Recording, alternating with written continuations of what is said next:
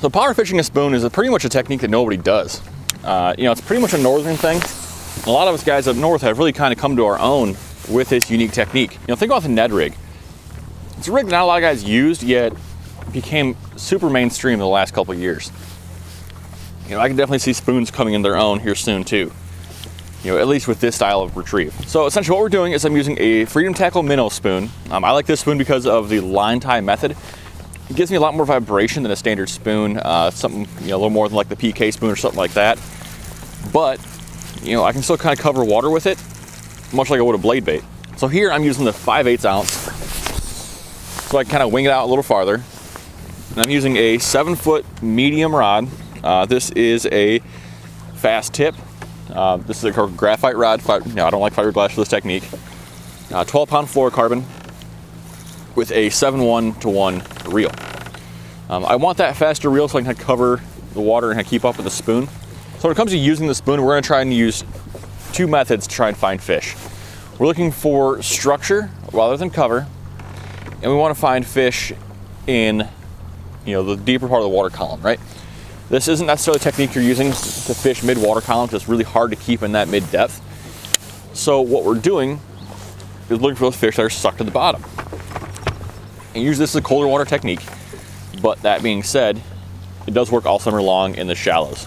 The two retrieves I'll use will be I'll let it sink down, and I think the biggest key here too is to keep your spool open so when it comes out nice and smooth. It doesn't pendulum back to the boat.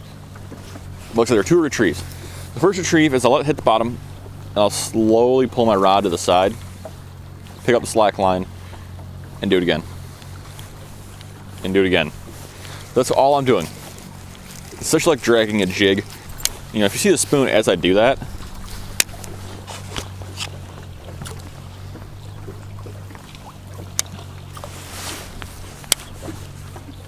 it's got a really light flutter side to side. So it's throwing off a little bit of flash, giving a little bit of vibration off, nothing too crazy. But if that's not working, I need to cause a little more of a ruckus. What I'll do is I'll use a twitch pop technique. So I'll fire it out there, let it sink, hit the bottom, then I'll keep my rod tip low, but I'll pop it. Pop it.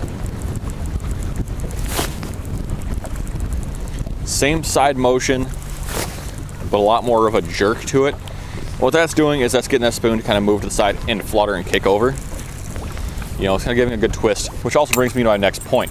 You don't want to be fishing any of these spoons on a spinning rod, at least without a swivel. Your bait casters, you have a little more leniency with line twists, so it's not a huge deal. But if you use a spinning rod, you're gonna have a bad time, I'm telling you.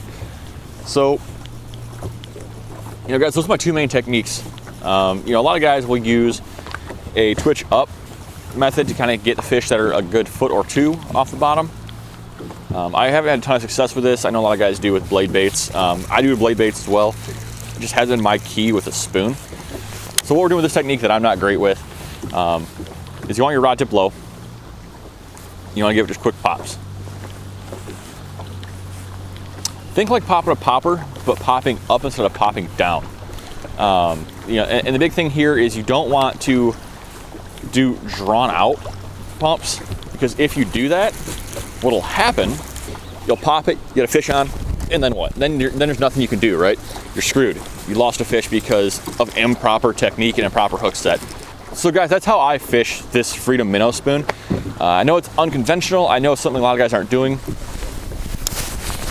But that's the great thing with fishing is you can always learn, you can always change it up, and you can always catch more fish than the other guys. If you guys want to check out the stuff we're talking about today, it'll be in the description down below. Give me a comment, guys. Let me know what spoons you guys prefer. Let me know what cold water techniques you guys are using right now. And you guys down south, good luck bed fishing. We'll see you in a few months. But have a good one, and good luck on the water.